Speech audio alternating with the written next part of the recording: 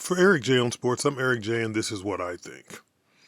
The calendar year has turned over and we begin a new year, and with the beginning of that new year comes the WWE's road to WrestleMania. And along that road to WrestleMania, WWE likes to announce their inductees for their Hall of Fame for that year, which runs concurrently with WrestleMania.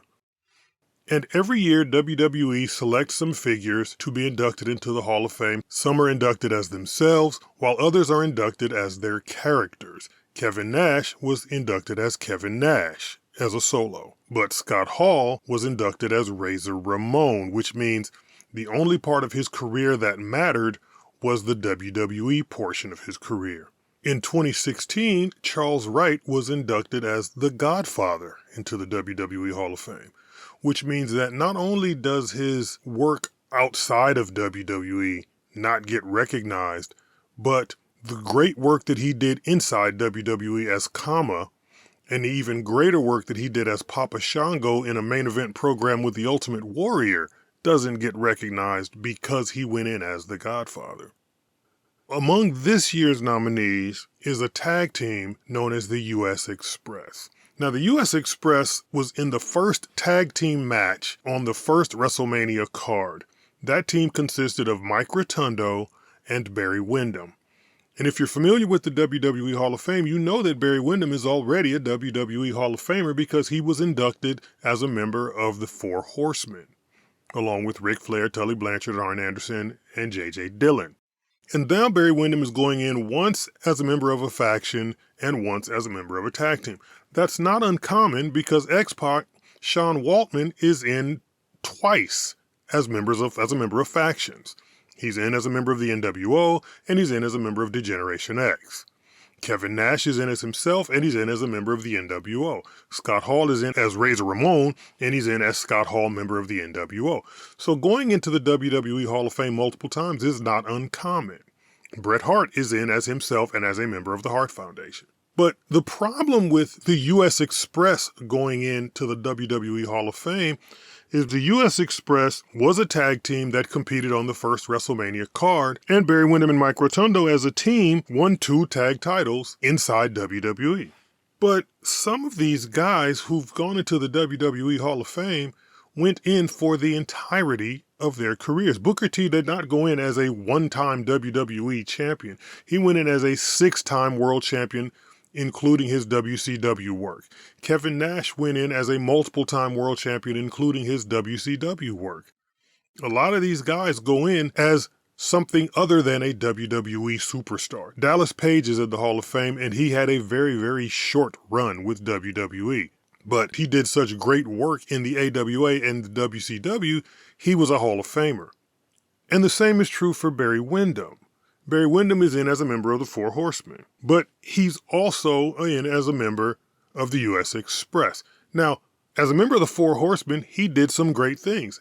With the U.S. Express, he's a 2-time tag champion in WWE.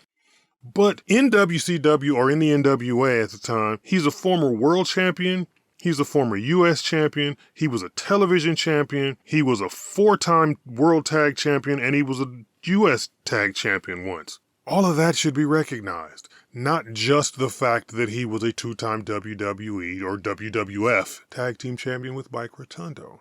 And aside from Barry Windham being a 2-time tag champion with Mike Rotundo and going in just as a member of the U.S. Express, meaning that the only part of his career that's being recognized is the WWF portion where he won the tag title twice, Mike Rotundo is being shorted for his career as well. Mike Rotundo, yes, as a member of the U.S. Express, won 2 tag titles in WWF. But he also won 3 tag titles as IRS in a tag team called Money Inc. with Ted DiBiase, which makes him a 5-time WWF or WWE tag team champion. He also won a World Tag Team Championship in NWA, and he also was 3 times World Television Champion in NWA. Mike Rotundo has had a career that was Hall of Fame worthy, aside from what he did in the U.S. Express. But Mike Rotundo is not being recognized for the entirety of his career. He's being recognized for that one small portion. And in a lot of instances, that diminishes the guy's career. Just recognizing Razor Ramon takes away all of the Scott Hall work. Just recognizing the Godfather takes away all the Papa Shango work. But just recognizing the U.S. Express takes away what was a stellar, highly decorated Hall of Fame career. And I think that does a disservice to both Barry Windham and Mike Rotundo. But what do I know? I'm not on the selection committee, which is a selection committee of one most of the time. But I'm not a part of that decision-making process. So Barry Windham will go in for the second time as a member of the U.S. Express, the first time being as a member of the Four Horsemen. And Mike Rotundo goes in as a member of the U.S. Express, having never been recognized as IRS, which was one of the most iconic characters that WWE has ever created. So iconic is IRS that whenever there's a discussion about money on WWE television, Mike Rotundo comes out in his IRS gear saying that everybody has to pay their share. That is a recurring gag that still goes on to this day. So why ignore that character? Why ignore the rest of his career and just recognize a small portion? What do I know? I'm not in the Federation. I'm not in the company. I don't sit in the office. This is just what I think. Remember to like and share this video and subscribe to this channel and visit the Eric J on Sports website and follow me on Facebook at Eric J on Sports 1 and on Instagram and Twitter at Eric J on Sports.